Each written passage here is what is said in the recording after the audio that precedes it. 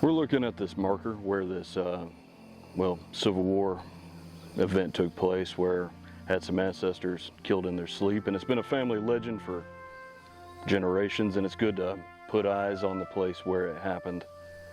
You know, you hear about these things in history, but seeing where it happened and being so close to home, it kind of adds a little weight to it. Hey, we're here on private property up here at Pruitt, and years ago my friend Marvin Stewart told me about, he called me and asked if I knew about some graves in the Peach Orchard. And I'd read James Marion Bailey's book, who was a Confederate guerrilla around this area, and he wrote about what they called the Peach Orchard Scrap, which a lot of people local refer to it as the Peach Orchard Massacre. It was the killing of 7 Union soldiers on a hill here near Pruitt, and their burial on private property. And one of the people escaped.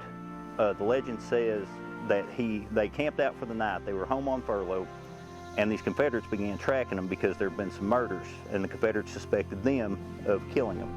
Well, one of the crew, who was George Cooper, who was with the Union soldiers, had a nightmare when they encamped and said he saw a rattlesnake come out of the fire and start biting them. So he woke them up and tried to get them to move, the legend says, and they wouldn't do it. So they laughed him off. He went down and camped on the creek. Well, the Confederates came up, opened fire on him. Only one survived, they said. He was clubbed with a gun, and then their throats were cut, was how Bailey put it. And they were buried here on private property, and thankfully the family has owned this place for a long time and kept up with the location. And it's been probably a decade ago since Marvin told me about this.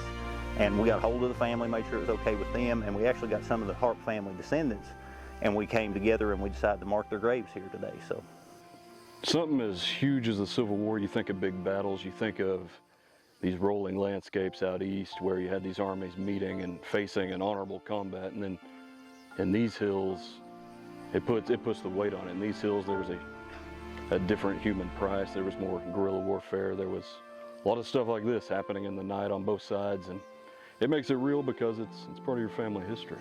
It's part of our history here.